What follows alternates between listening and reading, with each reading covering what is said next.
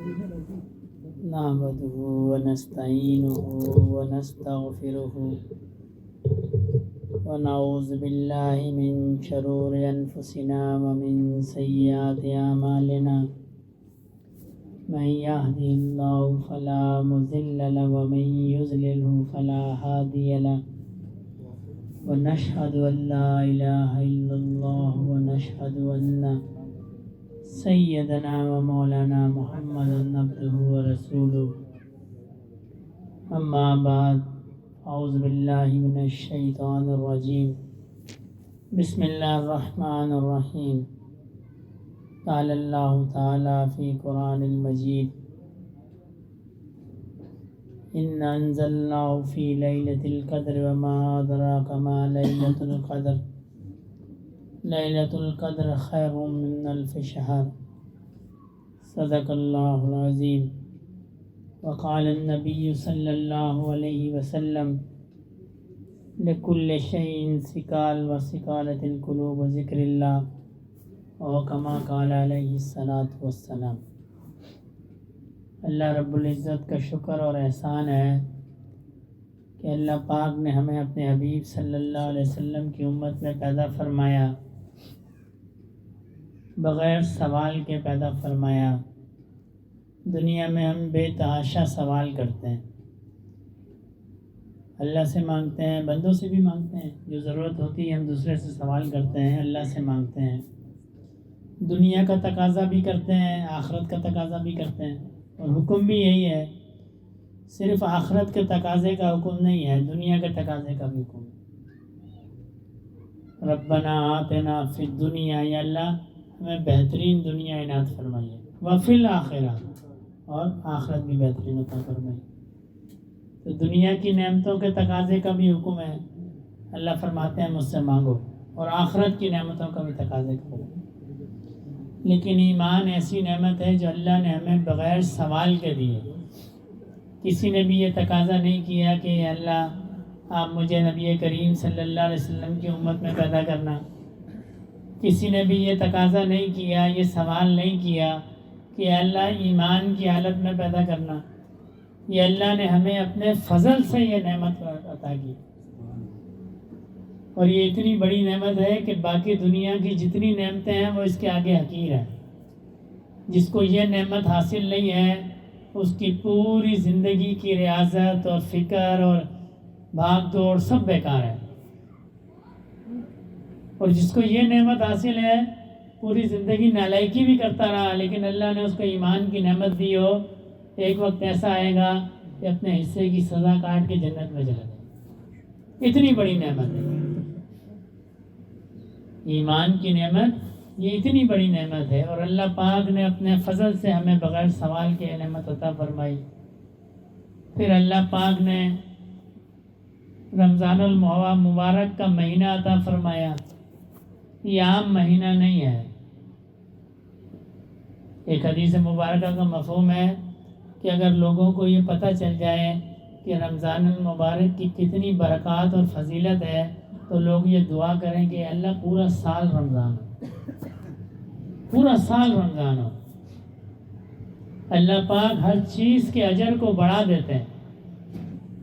انسان کے دو دشمن ہیں نا جو ہمیں نیکی سے روکتے ہیں، ایک ہے شیطان اور دوسرا ہے انسان کا نفس۔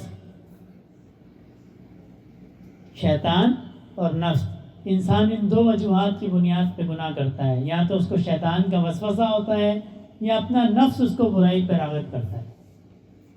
تو اس مہینے کی برکت سے اللہ ہمارے ایک دشمن کو ہم سے دور کر دیتے ہیں، شیطان کو۔ شیطان میں یہ قوت نہیں ہے۔ رمضان کا جب مہینہ شروع ہوتا ہے روایات میں آتا ہے اللہ پاک سرکش شیطانوں کو قید میں ڈال دیتے ہیں۔ اسی لیے آپ نے دیکھا ہوگا کہ عموماً اس مہینے کے اندر نیکی کا رجحان زیادہ ہوتا ہے، نیکی کی طرف رغبت زیادہ ہوتی ہے، اس لیے کہ ایک دشمن تو چلا گیا، باقی بچا ہے نفس۔ جن لوگوں نے اپنے نفس پہ محنت کی ہوتی ہے، اس کو دبایا ہوتا ہے، اپنے دل کو صاف کیا ہوتا ہے، ان کو معلوم ہوتا ہے کہ رمضان اور غیر رمضان میں کیا فرق ہے۔ ہم نے چونکہ اپنے نفس کو دبایا نہیں ہے اپنے نفس پہ محنت نہیں کی ہے، مجاہدہ نہیں کیا ہے، اس لیے ہمیں رمضان اور غیر رمضان کے فرق زیادہ محسوس نہیں ہوتا ہے. لیکن جنہوں نے اپنے نفس پہ محنت کی ہے ان کو پتہ ہے کہ جی رمضان میں کیا کیفیات ہیں اور غیر رمضان میں کیا. رمضان میں اللہ پاک ہر چیز کے اجر کو بڑھا دیتے ہیں، نیکی کا اجر بھی بڑھ جاتا ہے، اور پھر اس میں سے ایک رات اللہ پاک نے شب قدر کی رات رکھی. یہ انعام کی رات ہے. میں نے جو آیات کریمہ تلاوت کی ہیں، اللہ فرماتے ہیں 1000 سال سے بہتر ہے. 1000 سال سے. آج 23ویں شب ہے. علامہ ابن جوزی رحمۃ اللہ علیہ فرماتے ہیں کہ جس رمضان المبارک میں طاق راتوں میں شب جمعہ بھی شامل ہو جائے، اس طاق رات میں گمان یہ ہے اللہ پاک کی رحمت سے کہ وہ شب قدر ہوتی ہے. یعنی جو طاق رات رمضان کے اندر آخری عشرے میں شب جمعہ کی آئے گی، علامہ ابن جوزی رحمۃ اللہ علیہ کے نزدیک وہ شب قدر کی رات ہے.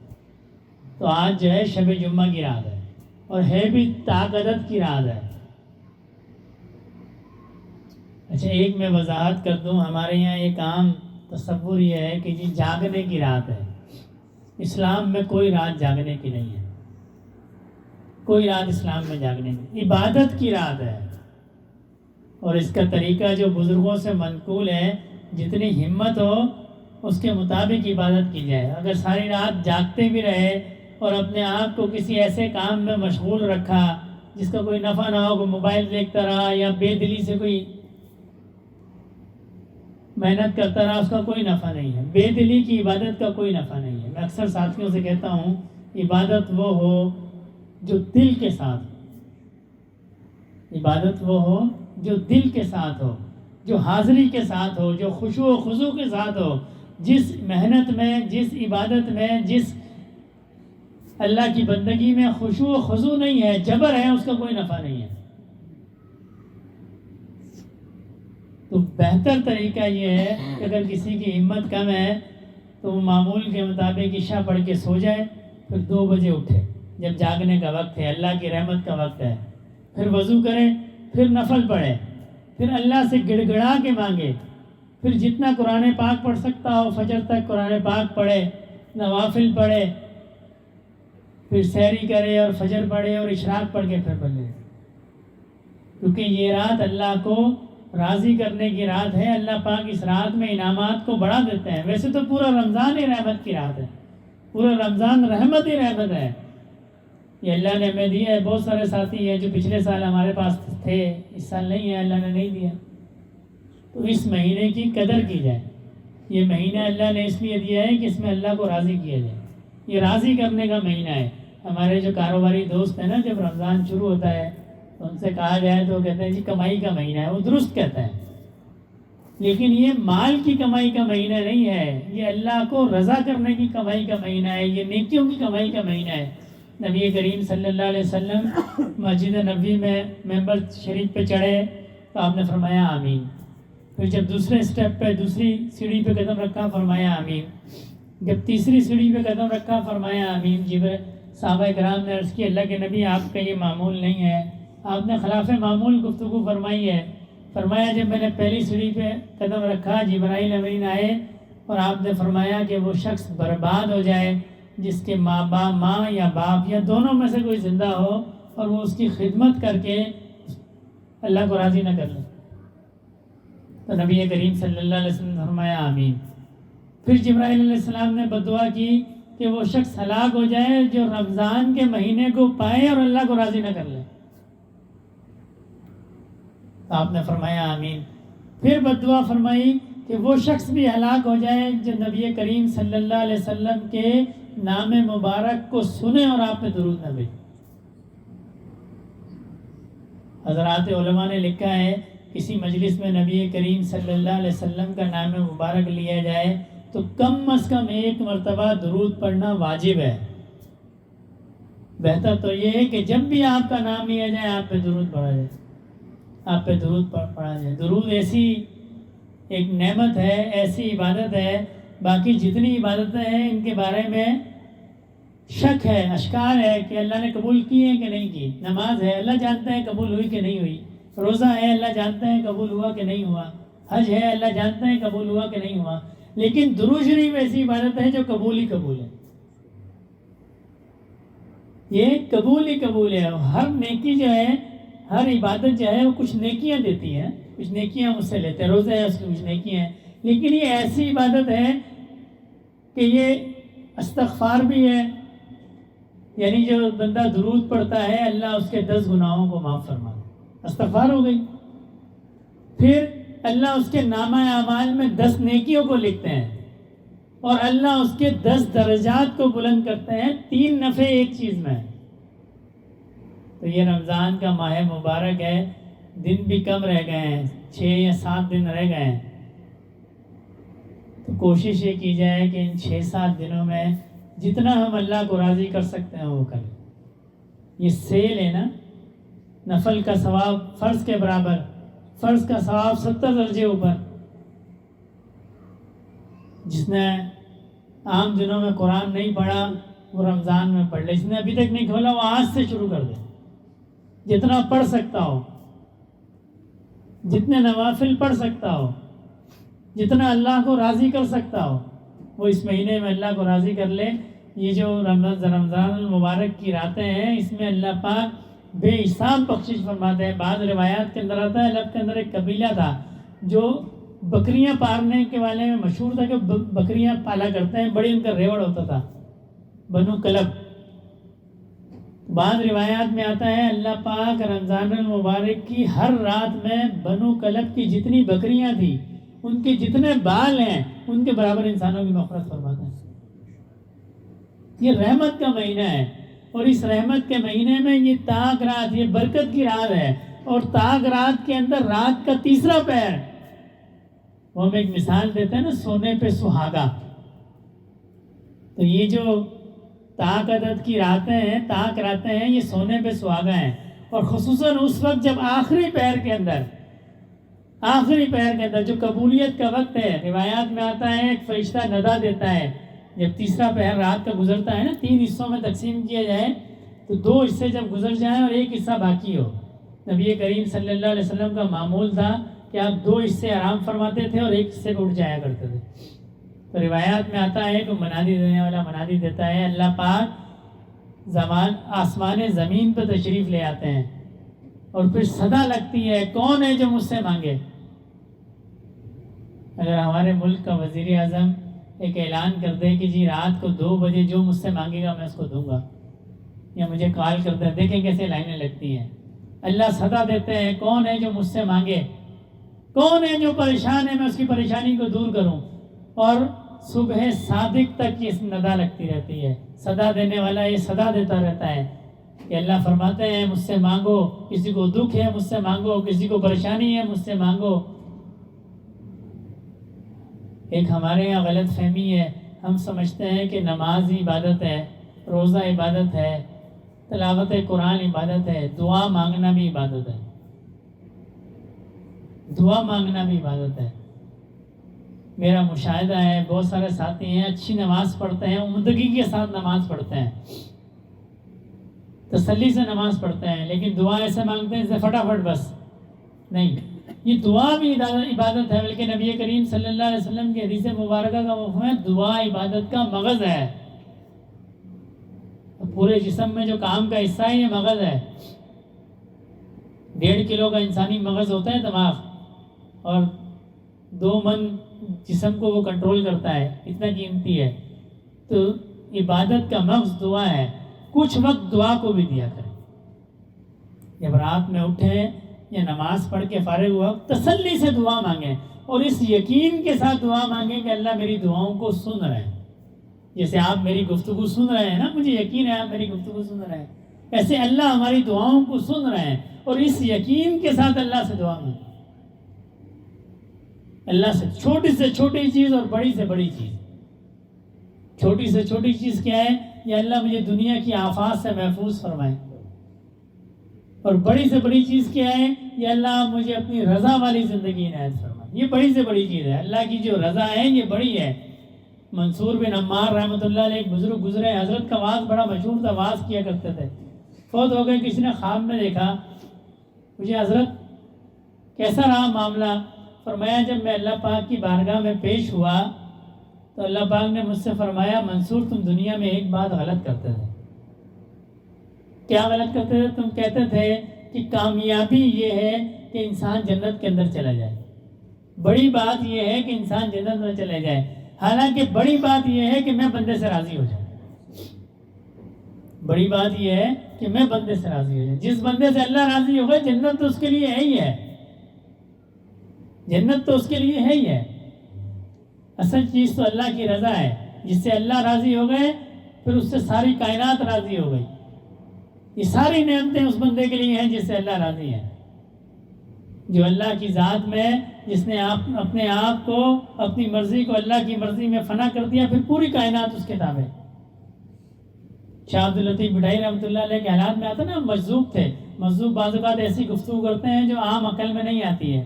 کسی نے کہا حضرت آپ کے کیا حالات ہیں؟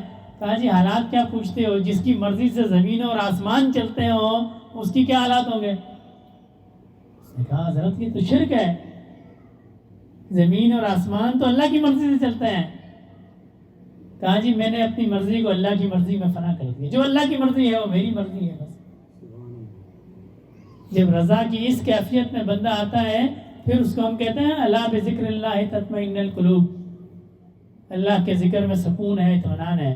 کیوں؟ جب بندہ اللہ کو یاد کرتا ہے پھر رضا والی کیفیت آتی ہے. ہمارے دادا جی رحمۃ اللہ علیہ شعر پڑھا کرتے تھے نا، ہجر اچھا ہے نہ وصال اچھا ہے، یار جس حال میں رکھے وہ حال اچھا ہے. اللہ نے خوشی میں رکھا ہے یا اللہ تیرا شکر ہے، آپ نے مجھے خوشی کی حالت میں رکھا ہے. اللہ نے پریشانی کی حالت میں رکھا ہے یا اللہ آپ کا فضل ہے. ہاں اگر طبیعت پہ کبھی گرا ہو تو ہم نے بزرگوں سے سنا ہے، شیخ ذکریہ رحمۃ اللہ علیہ جب بیمار ہوتے تھے تو دعا کرتے تھے. اب دیکھیں نا اللہ والے دعا بھی پھر کیسے کرتے تھے. یہ نہیں کہتے تھے یا اللہ مجھے صحت دے دے میں بڑا پریشان ہوں. دعا کرتے تھے یا اللہ اس بیماری والی نعمت کو صحت والی نعمت میں بدل دیں. اس بیماری والی نعمت کو صحت والی نعمت میں بدل دیں. بیماری بھی ایک نعمت ہے. آپ کہیں گے جی بیماری کیسے نعمت ہے؟ بیماری بھی ایک نعمت ہے، پریشانی بھی ایک نعمت ہے. جب یہ آیات نازل ہوئی نا فَمَن يَعْمَلْ مِثْقَالَ ذَرَّةٍ خَيْرًا يَرَهُ وَمَن يَعْمَلْ مِثْقَالَ ذَرَّةٍ شَرًّا يَرَهُ. تو حضرت ابوبکر صدیق رضی اللہ تعالیٰ عنہ نبی کریم صلی اللہ علیہ وسلم کی خدمت میں حاضر ہوئے. عرض کی اللہ کے نبی معاملہ تو بڑا سخت ہو گیا. اللہ فرماتا ہے چھوٹی سے چھوٹی نیکی بھی کھولی جائے گی اور چھوٹے سے چھوٹا گناہ جو ہے، شر جو ہے، یہ بھی پکڑ میں آئے گا. کہا اللہ کے نبی ہم تو انسان ہیں، ہم تو بے شمار غلطیاں انسان کر دیتا ہے. تو اللہ کے نبی نے فرمایا جو بات تمہیں ناگوار گزرے وہ اس چیز کا صدقہ ہے. اب انسان کہتا ہے نا ہر چیز میرے معمول کے مطابق ہو. کوئی معمول سے ہٹ گئی تو پریشانی ہوتی ہے، یہ کیا ہو گیا میرے ساتھ جی، یہ تو بڑا معاملہ خراب ہو گیا. لیکن اس میں اللہ کی رحمت ہے. اللہ اس کے بدلے مومن کے گناہوں کو معاف کرتے ہیں. مومن کے گناہوں کو معاف کرتے ہیں. کسی کو میں نے کہیں کسی ساتھی نے پڑھا اگر بخار ہو جائے تو 1 گھنٹہ اس کو بخار رہے یا 1 دن بخار رہے، اللہ پاک 1 سال کے گناہوں کو معاف کر دیتا ہے. ہم کہتے ہیں جی بیمار کیوں ہوگا؟ یہ بیماری بھی اللہ کی رحمت ہے، صحت بھی اللہ کی نعمت ہے. تو اللہ کو راضی کرنا ہے، اور جب اللہ کو راضی کریں گے، اللہ کو یاد کریں گے، پھر دل کے اندر اطمینان کی کیفیت. یہ اطمینان یہی ہے اور کوئی چیز نہیں ہے. اطمینان یہ ہے کہ اللہ نے جس حال میں رکھا ہے یا اللہ تیرا شکر ہے. جسم میں اضطراب ضرور پیدا ہوگا، گرمی ہے پسینہ آئے گا، سردی یا ٹھنڈک لگے گی، جسم میں اضطراب پیدا ہوگا، لیکن دل اس کا مطمئن. اللہ آپ کا شکر ہے آپ نے مجھے اس حال میں رکھا ہے، آپ نے مجھے اس حال میں رکھا ہے. ایک بزرگ کہیں جا رہے تھے، ٹھوکر لگی تو کہا الحمدللہ.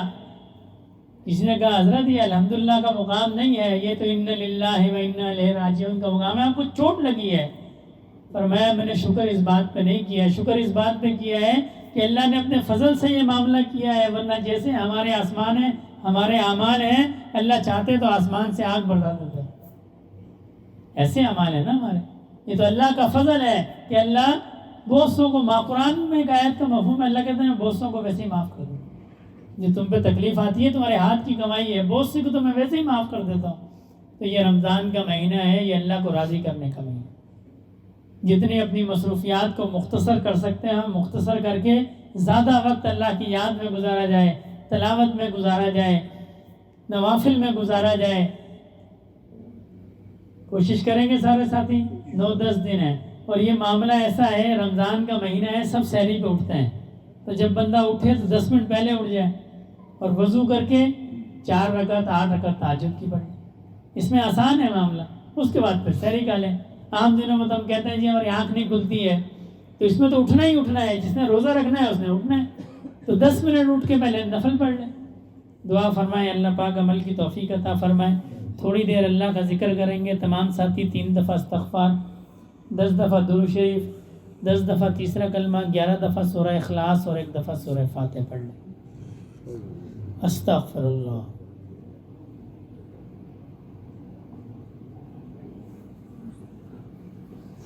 سبحان اللہ والحمد للہ ولا الہ الا اللہ واللہ اکبر ولا حول ولا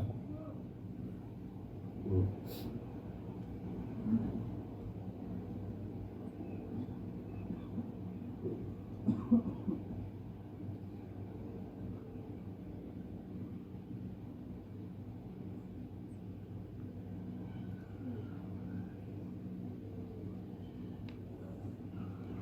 صلی اللہ علی طہ وبارک وسلم.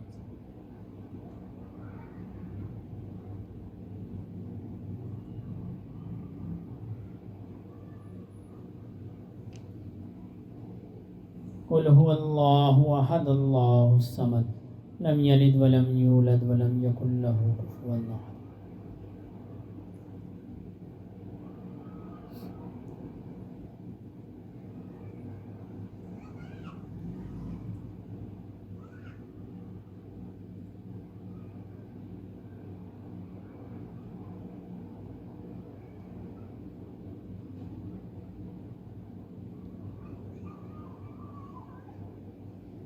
الحمد للہ رب العالمین الرحمن الرحیم مالک یوم الدین ایاک نعبد و ایاک نستعین اہدنا الصراط المستقیم صراط الذین انعمت علیہم غیر المغضوب علیہم ولا الضالین.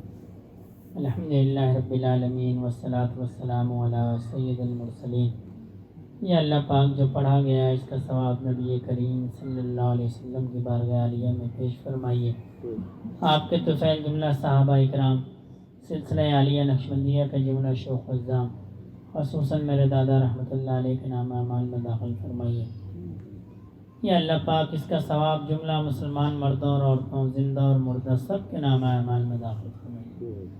اللہم صلی علی سیدنا مولانا محمد صلاۃ تنجینا بها من جمیع الاحوال والآفات وتقضی بها جمیع الحاجات وتطہرنا بها من جمیع السیئات وترفعنا بها عندک اعلی الدرجات وتبلغنا بها اقصى الغایات من جمیع الخیرات فی الحیاة وبعد الممات انک علی کل شیء قدیر.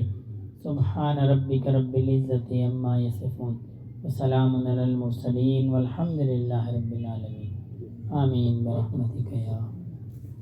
سر کو جھکا لیں، چہرے کو ڈھانپ لیں، اپنی توجہ دل کی طرف اور دل کی توجہ اللہ رب العزت کی ذات کی طرف. اس گمان کے ساتھ بیٹھنا ہے کہ اللہ کی محبت میرے دل کے اندر آ رہی ہے، اور جس دل کے اندر اللہ کی محبت آتی ہے وہ دل پھر روشن ہو جاتا ہے. اللہ کی محبت نور ہے، یہ دلوں کو روشن کر دیتی ہے.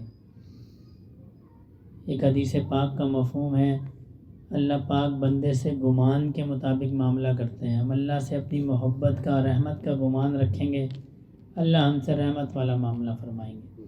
تسبیح چلائی جائے گی، نہ یہ فرض ہے، نہ واجب ہے، نہ سنت ہے. یہ صرف بزرگوں کا طریقہ ہے. اس طریقے سے خیالات بھٹکتے نہیں ہیں، تسبیح کی آواز پہ یکسو رہتے ہیں. تسبیح کی آواز پہ یہ تصور رکھنا ہے کہ یہ تسبیح کی ٹک ٹک نہیں ہے، یہ میرے دل کی دھڑکن ہے اور یہ کر رہی ہے اللہ اللہ اللہ. دل میں اللہ کو یاد کرنا ہے، اپنے دل کو اللہ پاک کی طرف متوجہ رکھنا ہے کہ میرے دل میں اللہ کی محبت آ رہی ہے.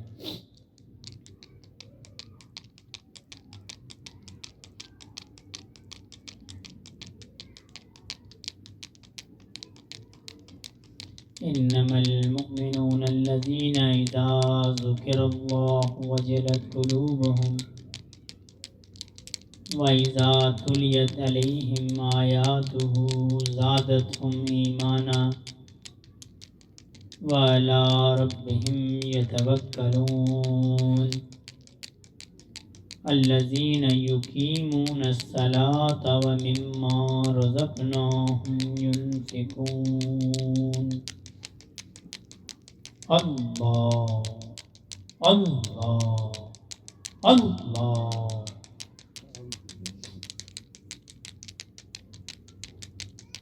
زندگی آمد برائے بندگی، زندگی بے بندگی شرمندگی. اللہ اللہ اللہ. ذکر حق آمد غذائے روح را، ذکر حق مرہم دل مجروح را. اللہ اللہ اللہ اللہ.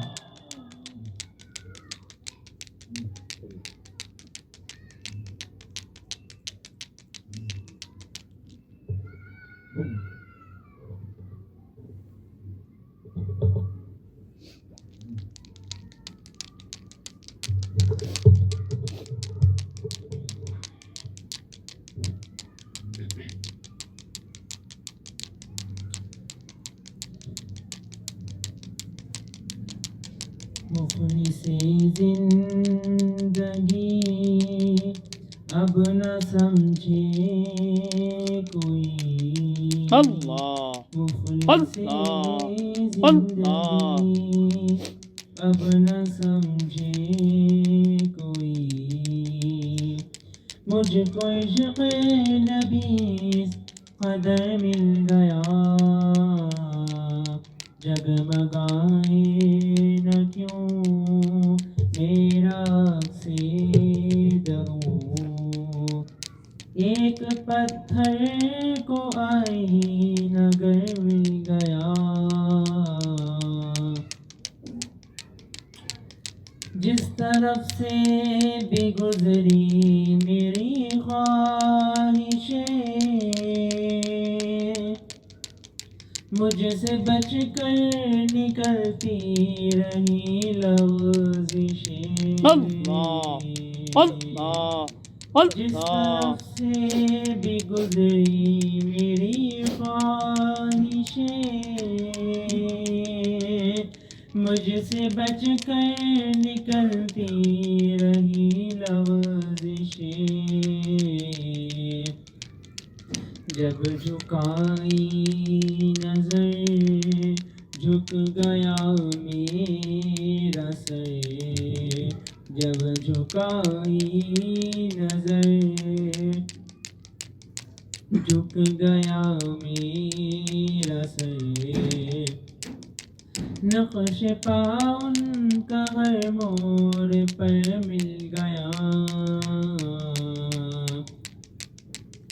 ان کا دیوانہ ہوں ان کا مجذوب ہوں.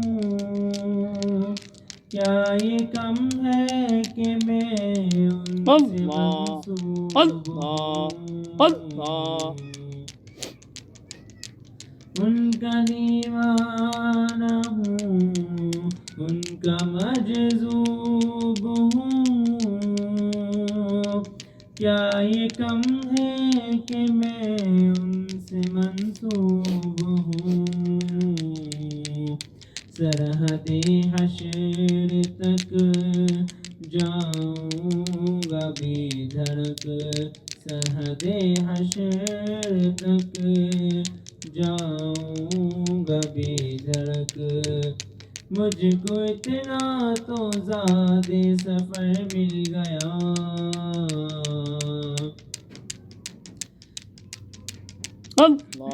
جن کی رحمت سے تقدیر انسان کھلے،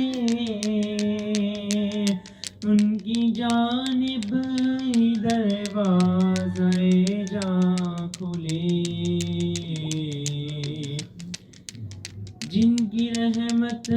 سے تقدیر انسان کھلے،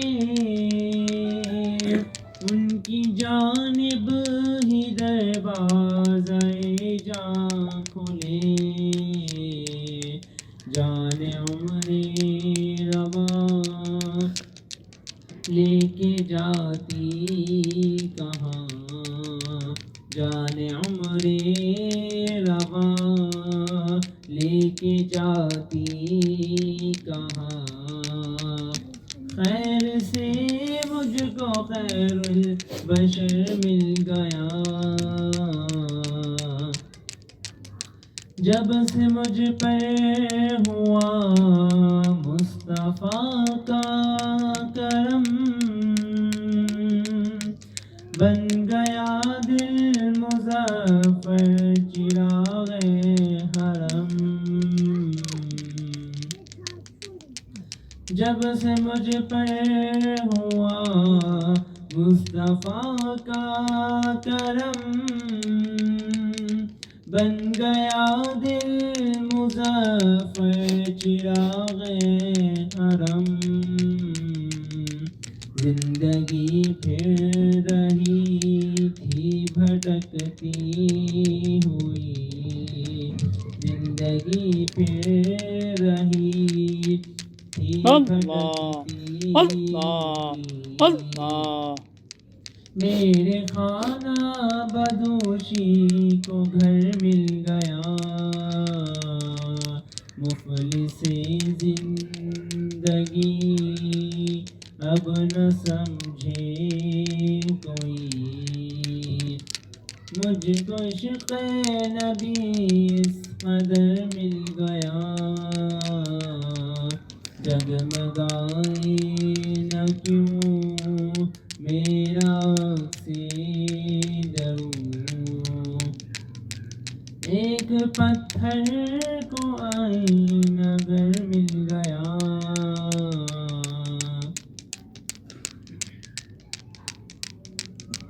اللہ اللہ اللہ، دلا غافل نہ ہو یکدم یہ دنیا چھوڑ جانا ہے، دلا غافل نہ ہو یکدم یہ دنیا چھوڑ جانا ہے، باغیچے چھوڑ کر خالی زمین اندر سمانا ہے، باغیچے چھوڑ کر خالی زمین اندر سمانا ہے، تیرا نازک بدن بھائی جو لیٹے سیج پھولوں پر، تیرا نازک بدن بھائی جو لیٹے سیج پھولوں پر، یہ ہوگا ایک دن بے جان سے کیڑوں نے کھانا ہے، یہ ہوگا ایک دن بے جان سے کیڑوں نے کھانا ہے، تو اپنی موت کو مت بھول کر سامان چلے گا، تو اپنی موت کو مت بھول کر سامان چلے گا، زمین کی خاک پر سونا ہے اینٹوں کا سرہانا ہے، زمین کی خاک پر سونا ہے اینٹوں کا سرہانا آنا ہے، نہ بیلی ہو سکے بھائی، نہ بیٹا باپ دے مائی، نہ بیلی ہو سکے بھائی، نہ بیٹا باپ دے مائی، تو کیوں پھرتا ہے سودائی، عمل نے کام آنا ہے، تو کیوں پھرتا ہے سودائی، عمل نے کام آنا ہے، کہاں ہے زور نمرودی، کہاں ہے تخت فرعونی، کہاں ہے زور نمرودی، کہاں ہے تخت فرعونی، گئے سب چھوڑ یہ فانی، اگر نادان دانا ہے، گئے سب چھوڑ یہ فانی، اگر نادان دانا ہے، عزیزا یاد کر جس دن کے عزرائیل آئیں گے، عزیزا یاد کر جس دن کے عزرائیل آئیں گے، نہ جاوے کوئی تیرے سنگ، اکیلا تو نے جانا ہے، نہ جاوے کوئی تیرے سنگ، اکیلا تو نے جانا ہے، غلام ایک دم نہ کر غفلت، حیاتی پہ نہ ہو غرہ، غلام ایک دم نہ کر غفلت، حیاتی پہ نہ ہو غرہ، خدا کی یاد کر ہر دم کہ جس نے کام آنا ہے، خدا کی یاد کر ہر دم کہ جس نے کام آنا ہے، دلا غافل نہ ہو یک دم، یہ دنیا چھوڑ جانا ہے، بغیچے چھوڑ کر خالی زمین اندر سمانا ہے،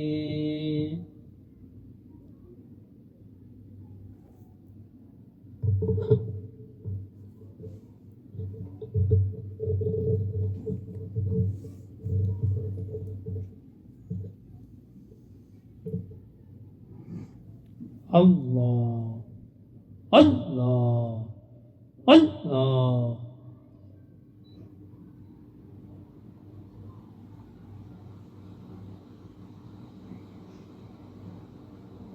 اللہ اللہ اللہ اللہ،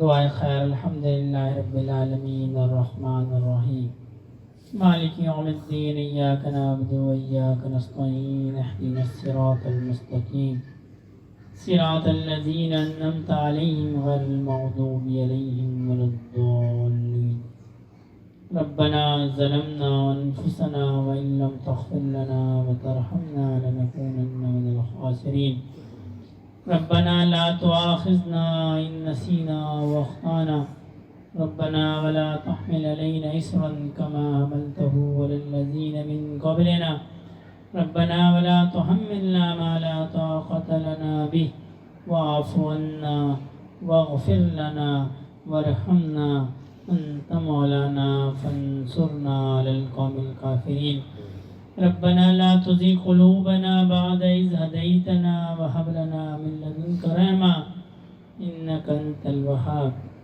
ربنا هب لنا من أزواجنا وذرياتنا قرة أعين واجعلنا للمتقين إماما ربنا آتنا في الدنيا حسنة وفي الآخرة حسنة وقنا عذاب النار اللهم إنا على ذكرك وشكرك وحسن عبادتك اللهم إنك عفو تحب العفو فاعف عنا اللهم حاسبني حسابا يسيرا اللهم حاسبني حسابا يسيرا اللهم اغفر لنا قبل الموت وارحمنا عند الموت ولا تعذبنا بعد الموت ولا تحاسبنا يوم القيامة إنك على كل شيء قدير یا اللہ پاک رضا والی زندگی عنایت فرمائیے رضا کی حالت میں موت عطا فرمائیے یا اللہ پاک ہم سے جو گناہ ہو گئے اعلانیہ ہوں یا خفیہ ہوں بڑے ہوں یا چھوٹے ہوں ظاہری ہوں یا باطنی ہوں یا اللہ پاک اپنی رحمت سے ہمارے گناہوں کو معاف فرمائیے یا اللہ پاک نبی کریم صلی اللہ علیہ وسلم کے دست اقدس سے حوض کوثر کا پیالہ نصیب فرمائیے یا اللہ پاک ماہ رمضان گزر رہا ہے یا اللہ پاک ہمیں اس موقع سے نفع اٹھانے کی توفیق عطا فرمائیے یا اللہ پاک یہ جتنا باقی بچا ہے یا اللہ پاک ہمیں اس کی قدر کرنے کی توفیق عطا فرمائیے یا اللہ پاک اس کی ساعتوں میں ہمیں آپ کو راضی کرنے کی توفیق عطا فرمائیے یا اللہ پاک ہماری نسلوں میں نبی کریم صلی اللہ علیہ وسلم کے دین کو جاری فرمائیے یا اللہ پاک جو بیمار ہیں ان کو صحت عطا فرمائیے جو تنگ دست ہیں ان کی تنگ دستی کو دور فرمائیے جو قرض میں مبتلا ہے غیب کے خزانوں سے ان کا قرض ادا فرمائیے یا اللہ پاک جو اولاد کی نعمت سے محروم ہیں نیک صالح اولاد عطا فرمائیے یا اللہ پاک جو اولاد نرینہ کی نعمت سے محروم ہیں نیک صالح وارث عطا فرمائیے یا اللہ پاک جن کی اولاد فرما بردار نہیں اپنے فضل سے ان کو فرما بردار بنائیے یا اللہ پاک ہمیں موت سے پہلے مرنے کی تیاری کرنے کی توفیق عطا فرمائیے یا اللہ پاک ہمارے دوست احباب رشتہ دار بڑے اس دنیا سے چلے گئے ان سب کی قبور کو جنت کے باغوں میں سے باغ بنائیے یا اللہ پاک حاضرین مجلس پر اپنا خاص رحم اور کرم فرمائیے یا اللہ پاک حاضرین مجلس کی ہر قسم کی جائز اور شرعی حاجات کو پورا فرمائیے یا اللہ پاک آپ کے بندے آپ کی یاد کے لیے جمع ہوئے ہم سب کے قلوب کو اپنی یاد سے منور فرمائیے یا اللہ پاک اس ماہ مبارک کی برکت سے نبی کریم صلی اللہ علیہ وسلم کی امت پر رحم فرمائیے جہاں جہاں بھی مسلمان مظلومیت کی زندگی گزار رہے ہیں یا اللہ پاک غیب سے ان کی نصرت فرمائیے یا اللہ پاک ہمارے گھروں کو آباد فرمائیے ہماری مساجد کو آباد فرمائیے یا اللہ پاک ہماری نسلوں میں نبی کریم صلی اللہ علیہ وسلم کے دین کو جاری فرمائیے یا اللہ پاک جو مانگ سکے وہ بھی عطا فرمائیے جو نہ مانگ سکے وہ بھی عطا فرمائیے یا اللہ پاک حاضرین مجلس میں کوئی آپ کا نیک بندہ ہوگا جس کی آمین آپ کو قبول ہوگی یا اللہ پاک اس آمین کی برکت سے ہماری دعاؤں کو قبول فرمائیے اللہم صلی علی سیدنا مولانا محمد صلاة تنجینا بها من جمیع الاحوال والآفات وتقضی لنا بها جمیع الحاجات وتطہرنا بها من جمیع السیئات وترفعنا بها عندك اعلی الدرجات وتبلغنا بها اقصى الغایات من جمیع الخیرات فی الحیات وبعد الممات انك على كل شيء قدیر سبحان ربك رب العزة عما يصفون